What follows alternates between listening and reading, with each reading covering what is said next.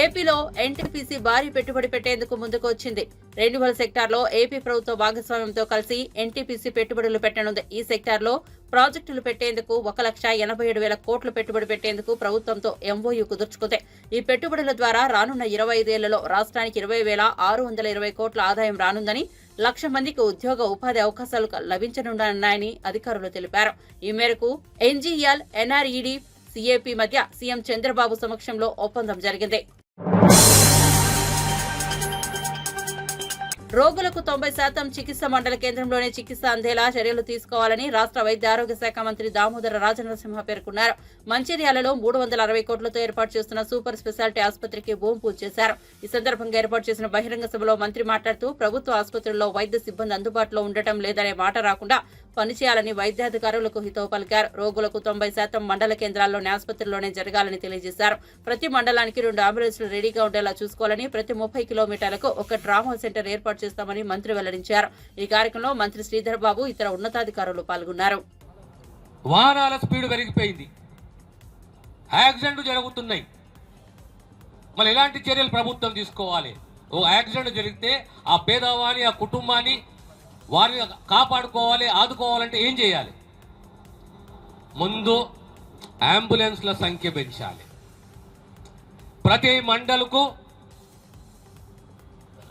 గిరిజన ప్రాంతాలైతే కనీసం 2 అంబులెన్సులు, మండలానికి 1 అంబులెన్సు.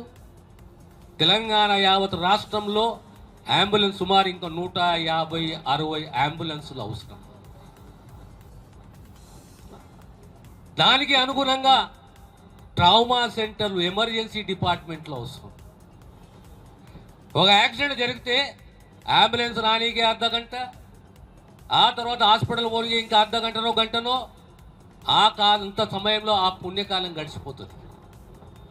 అది కాకూడదు అంటే ప్రతి 30 కిలోమీటర్లకు, 35 కిలోమీటర్లకు ఒక ట్రామా సెంటర్ ఉండాలి.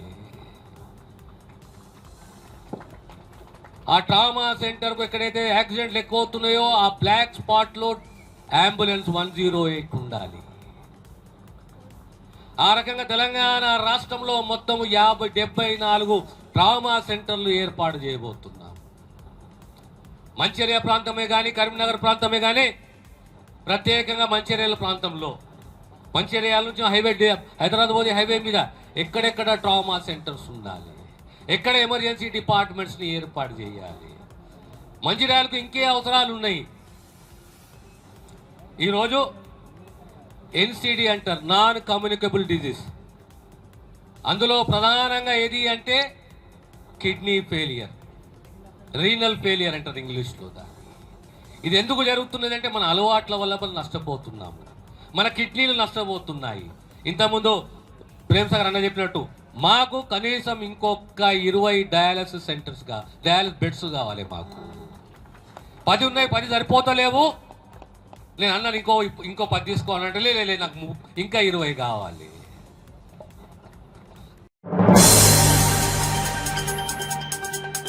ఏపీలో అసెంబ్లీ సమావేశాలు కొనసాగుతున్నాయి. ఈ క్రమంలో 9వ రోజు అసెంబ్లీ సమావేశాల సందర్భంగా సభ్యులు అడిగిన ప్రశ్నలకు స్పందిస్తూ మంత్రి సవిత సమాధానాలు ఇచ్చారు. ఈ క్రమంలో ఆమె ప్రసంగిస్తూ 2015 ఆగస్టు 15న స్వాతంత్ర్య దినోత్సవం సందర్భంగా చేనేతలకు ఆసరాగా ఉండేలా ఎంబెంగళూరులో టెక్స్టైల్స్ పార్క్ ఏర్పాటు నిర్ణయించారు. ఇందుకు 90 ఎకరాలను కేటాయిస్తూ ఉత్తర్వులు జారీ చేశారు. తర్వాత జగన్ ప్రభుత్వ హయాంలో అన్ని రంగాల మాదిరిగా చేనేత రంగం కూడా పూర్తిగా నిర్వీర్యం అయిందని మంత్రి సవిత పేర్కొన్నారు. రాష్ట్రం అంతా పరిశ్రమలు, చేనేత, టెక్స్టైల్స్ కూడా ఆగిపోయినాయన్న విషయం మీకు అందరికీ తెలుసు. గత 5 సంవత్సరాలుగా ఎక్కడైతే భూములు ఉన్నాయో అక్కడ కబ్జా చేయడం మీకు అందరికీ తెలిసిన విషయమే. అదేవిధంగా అదే టెక్స్టైల్స్ పార్క్ లో 14 ఎకరాలు సెంటు పట్టాల ఇండ్ల స్థలం కోసం వారు కలెక్టర్ గారి దగ్గరికి వైసీపీ గత ప్రభుత్వం తీసుకుంది. మళ్ళీ మేము కోర్టుకెళ్లి స్టే తీసుకొచ్చాం. మా సోదరులు అడిగినట్లుగా ఖచ్చితంగా అక్కడ టెక్స్టైల్స్ పార్క్ ఏర్పాటు చేయడానికి 5,000 మందికి ఉపాధి చూపిస్తూ మేము ఆల్రెడీ కలెక్టర్ గారితోనూ మా డిపార్ట్మెంట్తో కూడా మాట్లాడాం. ముఖ్యమంత్రి గారి దృష్టికి కూడా తీసుకెళ్లాం. అధ్యక్ష, రాష్ట్రం అంతా చేనేతలు అన్ని విధాలుగా బాగుండాలనేదే ముఖ్యమంత్రి గారి ఉద్దేశం. అదేవిధంగా మరి టెక్స్టైల్స్ పాలసీ కూడా దగ్గరలో మేము అమలు పరుస్తున్నామన్న విషయాన్ని అందరితోనూ, టెక్స్టైల్స్ వాళ్ళందరితోనూ మాట్లాడాం. అధ్యక్ష, చాలా చోట్ల ఒక పక్క రాయదుర్గంలోనూ మరి రాయదుర్గం టెక్స్టైల్స్ పార్క్ ఉంది, ఎమిగ్నూరు టెక్స్టైల్స్ పార్క్ ఉంది, అదేవిధంగా చీరాల హ్యాండ్లూమ్ పార్క్, మరి టెక్స్టైల్స్ పార్క్ 2 కూడా అభివృద్ధి చేయబోతున్నాం. అధ్యక్ష, అదేవిధంగా మైలవరం టెక్స్టైల్ పార్క్ ఉంది, పామటి టెక్స్టైల్ పార్క్ ఉంది. రాష్ట్ర వ్యాప్తంగా చాలా చోట్ల 14-19లోనే ముఖ్యమంత్రి గారి దూరదృష్టితో చేనేతలు ఏ విధంగా అయితే ఆదుకోవాలి, వాళ్ళు అన్ని విధాలుగా బాగుపడాలనే ఉద్దేశంతో 14-19 అనేక చోట్ల టెక్స్టైల్స్ పార్క్స్ ఏర్పాటు చేశాం అధ్యక్ష. కానీ గత ప్రభుత్వంలో అది నిర్వీర్యం చేసింది. ఎక్కడ భూములు ఉన్నాయి, ఎక్కడ దాచుకుందామా అనే పరిస్థితే ఉందే తప్ప ఖచ్చితంగా మనము ఈ చేనేతలకు ఆసరగా ఉంటాం. ఎందుకంటే నారా లోకేష్ బాబు గారు ప్రతి చోట కూడా చేనేతలకు వాళ్ళ కష్టాలు తెలుసుకుని ప్రతి చోట కూడా వీవర్శాల కూడా ఏర్పాటు, ఎందుకంటే మంగళగిరిలో కూడా వీవర్శాల ఏర్పాటు చేశారు. మనం కూడా చాలా మంది లోకేష్ బాబు గారి స్ఫూర్తితో మాకు కూడా చాలా మంది చేనేతలు మాకు వీవర్శాల అడుగుతున్నారు. కొంతమంది పార్లమెంటు సభ్యులు కూడా మాకు ఎంపీ ల్యాండ్స్ కింద కూడా ఒక్కొక్కరు కోటి రూపాయలు వివర్శాల పెట్టే కూడా చేస్తున్నాం. మేము కూడా ఆదిత్య బిర్లా వాళ్ళ ద్వారాను మరి ఇతర పెద్ద కంపెనీస్ ద్వారా కూడా మేము సంప్రదించాం. వాళ్ళు కూడా కొన్ని చోట్ల వివర్శాల ఏర్పాటు చేయడానికి, క్లస్టర్లు ఏర్పాటు చేయడానికి కూడా సిద్ధంగా ఉన్నారు అధ్యక్ష. ఖచ్చితంగా చేనేతలకు టెక్స్టైల్ ఇండస్ట్రీకి పూర్వ వైభవం తీసుకోబోతుంది మన ఎన్డీఏ ప్రభుత్వం అని కూడా తెలియజేస్తున్నాం. కేంద్రంతో కూడా చర్చలు జరిగాయి అధ్యక్ష. కేంద్రం నుంచి రావాల్సిన నిధులు చేనేతలకు ఆసరాగా ఉండే విధంగా పనిముట్లకు 90% సబ్సిడీలు ఇచ్చే విధంగా కూడా మేము మాట్లాడాం. మరి హెల్త్ మినిస్టర్ గారు కూడా మొన్న కేంద్రానికి వెళ్ళి ధర్మవరంలో మెగా క్లస్టర్ 30 కోట్లతో కూడా శాంక్షన్ చేయించుకోవచ్చు అధ్యక్ష. చేనేతలకు పూర్వ వైభవం తీసుకురాబోతున్నాం అధ్యక్ష. థ్యాంక్ యూ అధ్యక్ష. కేసీఆర్ మొక్క కాదు, ఓ ఉద్యమ వృక్షం, ప్రజల కల్ప వృక్షమని బీఆర్ఎస్ నేత దాసోజు శ్రవణ్ అన్నారు. కానీ రేవంత్ రెడ్డి తులసివనంలో గంజాయి మొక్కలా మారారని విమర్శించారు. మహారాష్ట్ర ఫలితాల తర్వాత సీఎం రేవంత్ రెడ్డి పదవి ఊడటం ఖాయమని అన్నారు. హైదరాబాద్ లోని తెలంగాణ భవన్లో దాసోజు శ్రవణ్ మీడియాతో మాట్లాడుతూ కాంగ్రెస్ సిద్ధాంతాలకు వ్యతిరేకంగా రేవంత్ అదానితో కలిసిపోయారని విమర్శించారు. రేవంత్ రెడ్డి పదవి ప్రమాదంలో పడిందని, అందుకే ఆ అసహనమని దాసోజు శ్రవణ్ విమర్శించారు. CM Revanth Reddy play station star గా పరేషన్ రెడ్డిగా మారి కేసీఆర్ పై అడ్డగోలుగా మాట్లాడుతున్నారని మండిపడ్డారు. నేను ముఖ్యమంత్రి అయినా అని చెప్పని మిడిసిపడతా ఉండే రేవంత్ రెడ్డి గారు మిడత లెక్క. నువ్వు ముఖ్యమంత్రి అయిన దాని వెనుక అనేక మంది, లక్షల మంది కార్యకర్తల యొక్క కష్టం ఉంది, వాళ్ళ త్యాగం ఉంది, వాళ్ళ పోరాటం ఉంది. చేతికి జెండా పట్టుకొని తినకపోయినా 10 సంవత్సరాల అధికారం లేకపోతే కొట్లాడినరు. ఆ కొట్లాడిన ఫలితం అధికారంలోకి వస్తే నువ్వేదో పెద్ద కష్టపడి నీ పటేల్గిరితోటి అధికారం వచ్చిందని చెప్పని నీకు నువ్వు జబ్బలు దర్చుకుంటా ఎర్రబీక్కుంటా కేసీఆర్ గారి పైన చిల్లర మాటలు మాట్లాడితే ఇది న్యాయం కాదు. రెండోది, కేసీఆర్ మొక్కే, అరే కేసీఆర్ను పట్టించుకోనడితే సోనియా గాంధీ కేసీఆర్ గారు ఇంటికి వచ్చింది. ఇవాళ రేవంత్ రెడ్డి ఢిల్లీలో ఉన్న ఇంటిలో సోనియా గాంధీ గారు వచ్చి కేసీఆర్ గారి దగ్గర కూర్చొని బతలాడి 2014లో ఆయనతో పొత్తు పెట్టుకున్నారు. 2004లో పొత్తు పెట్టుకున్నారు. ఎక్కడ పోయింది ఇదంతా? కాబట్టి ఇట్లా చిల్లర మాటలు మాట్లాడి దయచేసి రేవంత్ రెడ్డి గారు, యువర్ చీఫ్ మినిస్టర్, మీకు ఇష్టమున్నా ఇష్టం లేకపోయినా, మాకు ఇష్టం లేకపోయినా మీరు ముఖ్యమంత్రి హోదాను అగౌరవపరచకండి. ఇచ్చిన వాగ్దానాలు అనేకమున్నాయి. డబుల్ బెడ్రూమ్ ఇళ్ళు కావచ్చు, లేకపోతే పెన్షన్లు కావచ్చు, 420 వాగ్దానాలు ఉన్నాయి. 6 గ్యారంటీస్ కావచ్చు, BC declaration, SC declaration, ST declaration, women declaration, minority declaration, so many promises you made. బాధ్యతగా నువ్వు పరిపాలన చేసుకో. చేత కాకపోతే దిగిపో. You have no right to continue if you're incompetent. ఇప్పటికీ నీకు ఇన్కాంపిటెన్సే చూపెట్టినావు. 20,000 కోట్ల రూపాయల రెవెన్యూ డెఫిసిట్ ఉందంటే నువ్వు చేతగాని వాడివి అన్నట్టు స్పష్టమైంది. పెంచు, సంపద పెంచు, సంపద పంచు. That's what KCR has done. 1,00,000 కోట్ల రూపాయల బడ్జెట్ ఉన్నటువంటిది 3.5 లక్షల కోట్ల రూపాయల బడ్జెట్ తీసుకుపోయిండు. 7 కోట్ల రూపాయల బడ్జెట్ పెంచు. కానీ చిల్లర మల్లర మాటలు మాట్లాడి ఇవాళ నువ్వు పలచన అవుతూ సమాజాన్ని, తెలంగాణ రాజకీయ వ్యవస్థను పలచన చేయొద్దు అని చెప్పని రేవంత్ రెడ్డి గారికి నేను విజ్ఞప్తి చేస్తా ఉన్నాను. దయచేసి చిల్లర మాటలన్నీ కూడా బంద్ చేయాలని చెప్పి నేను కోరుతా ఉన్నా. చివరికి ఒక మాట మాట్లాడుతుంది, ఏదో బెల్ట్ షాపులు ఉన్నాయి, తాగుబోతుల తెలంగాణ అయిపోయిందని చెప్పని. నీకు దమ్ముంటే రేవంత్ రెడ్డి, నేను మళ్ళీ కూడా అడుగుతున్నా, బెల్ట్ షాపులు బంద్ చేద్దాం. We are already from this forum, we are telling you, belt షాపులు బంద్ చేద్దాం. నువ్వు బంద్ చేస్తావా? నీకు పటేల్గిరి ఉందా? నీకు ఆ ధైర్యం ఉందా? బంద్ చేయి, బెల్ట్ షాపులు బంద్ చేయి.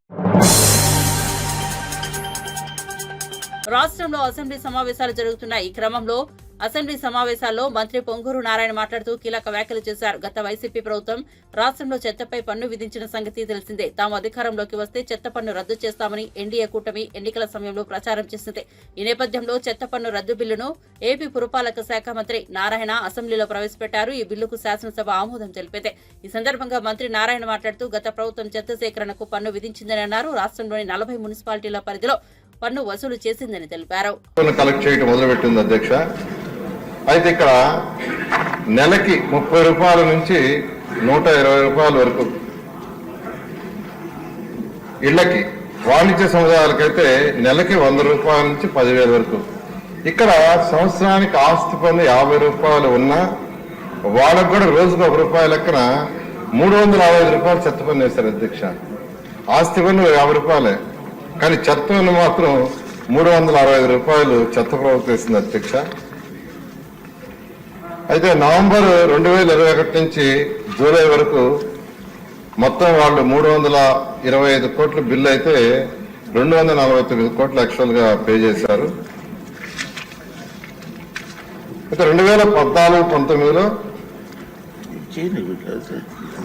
తెలుగుదేశం ప్రభుత్వం 2014-19లో తెలుగుదేశం ప్రభుత్వం 1 రూపాయి కూడా ట్యాక్స్ పెంచాల. 5 సంవత్సరాల్లో మున్సిపల్ ఏరియాలో ఎటువంటి ట్యాక్సులు పెంచకుండా చాలా అద్భుతంగా మున్సిపాలిటీస్ చేసిన అధ్యక్ష. అయితే చెత్త ప్రభుత్వం 2020లో యాక్ట్ 44 ద్వారా ఈ కింద సవరణ చేసింది అధ్యక్ష. 1955 ఏపీ మున్సిపల్ కార్పొరేషన్ యాక్ట్ లో సెక్షన్ 491 1965 ఏపీ మున్సిపల్ యాక్ట్ లో సెక్షన్ 170B ద్వారా చెత్త పన్ను వేసేందుకు సవరణ చేసింది అధ్యక్ష.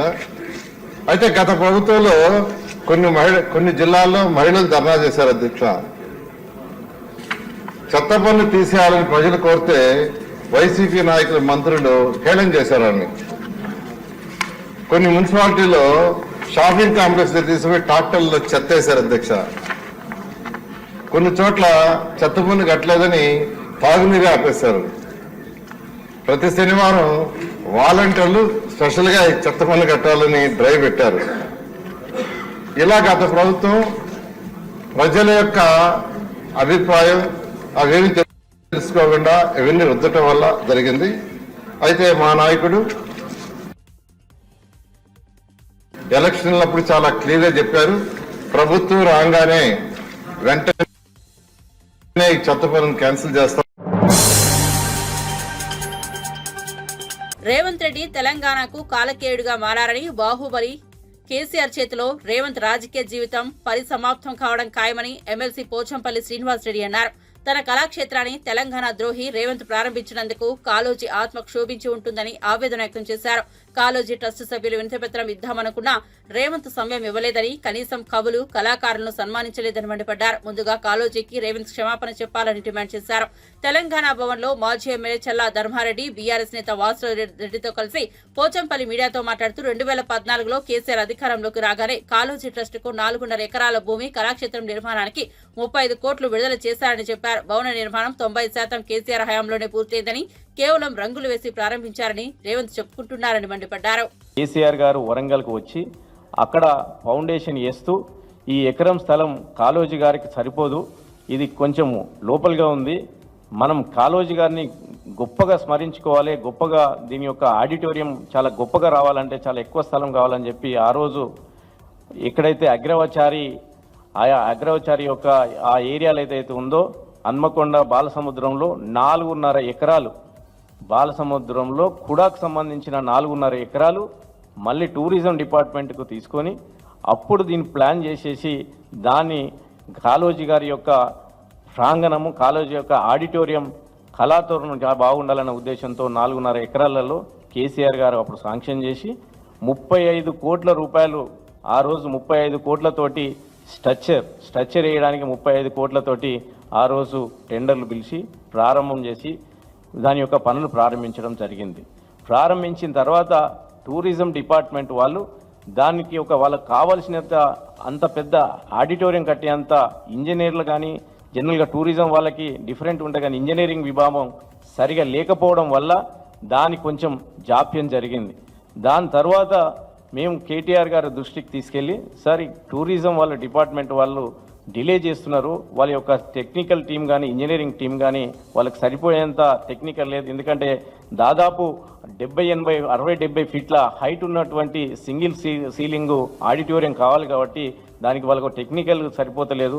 అక్కడ వచ్చినటువంటి కాంట్రాక్టర్ కూడా నిర్లక్ష్యంగా చేయకపోవడం, ఆయన చాలా పనులు పెట్టుకుని నిర్లక్ష్యంగా చేయడం వల్ల కాంట్రాక్టర్ యొక్క జాప్యం చాలా ఇది ఉన్నాయని చెప్పి కేటీఆర్ గారు దృష్టికి తీసుకెళ్తే కేటీఆర్ గారు అప్పుడు ఆ కాంట్రాక్టర్ని ఒకరిని తొలగించేసి కుడాకు అప్పచెప్పి దాన్ని కుడా నిధుల నుంచి చేయాలన్న ఉద్దేశంతో అప్పుడు కేటీఆర్ గారు కుడాను తీసుకెళ్లి నిధులు కూడా పెంచేసి దాన్ని మేమందరం కూడా అప్పుడు ఉన్నటువంటి కలెక్టర్లు కావచ్చు, కమిషనర్లు కావచ్చు, అప్పుడున్న వాళ్ళందరితో కూడా మేమందరం కూడా కలిసి దీని యొక్క వైసీపీ హయాంలో ఆడుధాం ఆంధ్ర పేరుతో మాజీ మంత్రి ఆర్కే రోజా వేల కోట్ల ప్రజల సొమ్మును దుర్వినియోగం చేశారని శాప్ చైర్మన్ రవినాయుడు ఆరోపించారు. ఆయన మీడియా సమావేశంలో పాల్గొన్నారు. ఈ సందర్భంగా శాప్ చైర్మన్ రవినాయుడు మాట్లాడుతూ ఓట్ల కోసం 17 ఏళ్లు పైబడిన వారికే క్రీడల్లో అవకాశం కల్పించారని విమర్శించారు. ఇక క్రీడల్లో ప్రతిభ కనపరిచిన విద్యార్థులకు ఒక చిన్న సర్టిఫికెట్ కూడా ఇవ్వలేదని ఫైర్ అయ్యారు. టూరిజం శాఖ మంత్రి అయితే రోజు తిరుమలకు వెళ్లి వందల మందికి దర్శనం చేయిస్తారా అని రవినాయుడు ప్రశ్నించారు. ఆమె పెద్ద అవినీతి తిమింగలమన్నారు. తిన్న అవినీతి సొమ్మును కక్కిస్తామని పేర్కొన్నారు. అసలు తప్పు చేసిన వారిని వదిలిపెట్టే ప్రసక్తే లేదని రవినాయుడు అన్నారు. తిరుమల దర్శనాల విషయంలోనూ దోపిడీకి పాల్పడ్డారని తెలిపారు. ఈ 2 అంశాలపై సిఐడి విచారణ చేయిస్తామని, ఖచ్చితంగా ఆమె జైలుకు పంపిస్తామని స్పష్టం చేశారు. గ్లోబల్ లీడర్గా ఎస్టాబ్లిష్ అయిన లీడర్ అట్ ఏ టైం వాళ్ళ ఖజ్జూర్ నాయుడు గారు కానీ అమ్మన్నమ్మ గారి నారావారిపల్లిలో నా కొడుకు ముఖ్యమంత్రిగా ఉన్నా, ఏ స్థాయిలో ఉన్నా ఆ దర్పం ఎప్పుడు చూపించలే సార్. నా పని ఏంటో నేనేంటో చంద్రబాబు నాయుడు గారు నా బిడ్డకి ఆయన పని ఆయన చేసుకుంటున్నాడు. తల్లిగా నా పని నాకుంది. రామ్మూర్తి నాయుడు గారు ఎమ్మెల్యేగా ఉన్నా కూడా అమ్మన్నమ్మని అనేక సందర్భాల్లో చెన్నైకి, ఆయన ఇల్లు చెన్నైలో ఉండేది, తీసుకెళ్ళినప్పుడు 2 రోజులు మించి ఉండేగాము కాదు. నాకు పట్టణ వాతావరణం పట్టదు. నేను నారావారిపల్లిలో ఉంటేనే అవును సార్. లేదు సార్, నాకు తెలుసు కదా సార్. నేను చిన్నప్పుడు నేను అమ్మన్నమ్మని బోనం వచ్చినప్పుడు తీసుకెళ్ళలేదు సార్. తీసుకెళ్ళిన తర్వాత ఆ ఫ్లైట్ ఎక్కాలంటే కూడా భయం, నాకు వద్దు, నేను కారులోనే వస్తాననేది. ఉన్నా కూడా 2 రోజుల తర్వాత బలవంతంగా చంద్రబాబు నాయుడు గారు నువ్వు ఉన్నమ్మా అంటే కూడా ఉండే కదా. తిరుపతికి వచ్చినప్పుడు కూడా ఆయనతో తీసుకెళ్లాలన్నా కూడా నేను నారావారిపల్లినే ఉండాలి. ఆమెకేమంటే ఆయనకి అమ్మన్నమ్మ గారికి 3 అన్నదమ్ముళ్ళు, వాళ్ళ యొక్క భార్యలు, ఎంత ఆమెకి కష్టపడి అక్కడ పొలము, అదేవిధంగా ఇల్లు చూసుకోవడం ఆమెకి ఇష్టం. అయితే చంద్రబాబు నాయుడు గారు కూడా 1997లో ఖజ్జూర్ నాయుడు గారు చనిపోయేంత వరకు ఎంత జాగ్రత్తగా తండ్రిని చూసుకున్నా, అదేవిధంగా అమ్మన్నమ్మ గారు 2005లో చనిపోయినప్పుడు అదే జాగ్రత్తగా అమ్మన్నమ్మగా చూసుకున్నారు. ఎప్పటికప్పుడు ఆరోగ్య సమస్యలు వచ్చినా స్పెషల్గా ఒక డాక్టర్ని పెట్టి దగ్గరుండి చూసి, ఆయన ఎన్ని సందర్భాల్లో భువనేశ్వరం వచ్చినా మాకు తెలుసు. అసలు జగన్మోహన్ రెడ్డి గారికి ఏం తెలుసు అండి? మేము ఒకటి అడుగుతున్నాం, గురిగింజకి కింద నల్లగా ఉండే విషయం తెలియదు, పక్కన వాళ్ళ గురించి విమర్శిస్తుంది. జగన్మోహన్ రెడ్డి ముడ్డి కింద అంతా నలిపే, ఆ కుటుంబంలో అన్ని సమస్యలే. సొంత చెల్లిని తరిమేశాడు, తల్లి మీద కోర్టుకు లాగాడు. ఈరోజు మేము TV5 ద్వారా ప్రజలకు కూడా అర్థం చేసుకోం. గతంలో పింక్ డైమండ్ గురించి చెప్పారు. 5 ఏళ్ళు ఆయన ముఖ్యమంత్రి కదా, మరి ఆ పింక్ డైమండ్ ఎక్కడుంది? అదేవిధంగా చంద్రబాబు నాయుడు గారు ఇంటి కింద రేవంత్ రెడ్డి అనే మొక్కను తెలంగాణ ప్రజలు కూకటి వేలతో పెకిలించే రోజులు దగ్గరలోనే ఉన్నాయని మాజీ మంత్రి పొన్నాల లక్ష్మయ్య విమర్శించారు. బీఆర్ఎస్ ను రాజకీయంగా ఎదుర్కొనే దమ్ము లేక ప్రజలకిచ్చిన హామీలు అమలు చేతకాక రేవంత్ రెడ్డి దూషణలకు దిగుతున్నారని మండిపడ్డారు. ప్రతిపక్షాన్ని తిట్టిపోయడమే సంబరమాన్ని నిలదీశారు. తెలంగాణ భవన్ లో మాజీ మంత్రి జోగురామన్న, పార్టీ నేతలు దాసోజు శ్రవణ్, చాడ కిషన్ రెడ్డి, మోయిన్ ఖాన్ తో కలిసి మీడియాతో మాట్లాడారు. తెలంగాణ ఆర్థిక పరిస్థితిపై తనతో చర్చకు వస్తావా రేవంత్ అని సవాల్ విసిరారు. వరంగల్లో కాళోజీ కళాక్షేత్రం నిర్మాణం కేసీఆర్ హయాంలోనే జరిగిందని, కేవలం రంగులు వేసి క్రెడిట్ తీసుకోవడానికి రేవంత్ కు సిగ్గుండాలని ధ్వజమెత్తారు. పరిపాలన చాలా బేషుగ్గా ఉందనే ప్రచారం ఏదైతే ఉందో, నేతి బీరకాయలో నెయ్యి ఎంత ఉంటుందో, నేతి బీరకాయ అంటామా, ఏదో బీరకాయలు, ఓకే. ఎందుకంటే చాలా విషయాలు నాకు తెలియనప్పుడు అడగడం మంచిది కదా. తెలియని వాళ్ళు అడిగితే బాగుంటుందని నేను అనుకుంటాను. మరి అట్లా అడుగుతున్నారు లేదో నాకు తెలియదు. ఆ రకంగా ప్రసార మాధ్యమాలలో వాళ్ళ ఉపన్యాసాలు, చేయడం జరిగిందనేది నాకెందుకో చాలా బాధగా ఉంది. చాలా చాలా బాధగా ఉంది. ఎన్నికల ముందు, ఎన్నికల తర్వాత ప్రభుత్వంలో తీసుకున్న నిర్ణయాలు, ప్రజలకిచ్చిన వాగ్దానాల మేరకు 5 గ్యారెంటీస్ కానీ, 6 గ్యారెంటీస్ కానీ, 420+ హామీలు కానీ, ఏదో ఒకటో అరో చేసి గొప్పగా చెప్పుకోవడంతో పాటు సంబరాలు చేసేవాళ్ళు మిగతా వాళ్ళను తిట్టిపోయడంలో సగం కంటే ఎక్కువ సమయం వెచ్చించారా లేదా? అంటే తిట్టిపోయడమే సంబరమా? అందులో వాస్తవాలు ఉన్నాయా లేదా అనేది తెలవకుండా ఉంటుందా? చర్చల్లో తేలకపోతుందా? చర్చలకు వస్తారా? అసెంబ్లీ సమావేశాల్లోనే లేవనెత్తిన అనేక అంశాల మీద బడ్జెట్లో బీఆర్ఎస్ సభ్యులు, గౌరవనీయులు సభ్యులు 2.5 గంటలు లేవనెత్తిన అంశాల మీద ఏ ఒక్క అంశం మీదనైనా సమాధానం చెప్పగలిగే స్తోమత కానీ, ధైర్యం కానీ, శక్తి కానీ ఉండిందా మీకు? ఆరోపణలు చేసి పబ్బం గడుపుకొని ఆయన నుంచి పోయారు.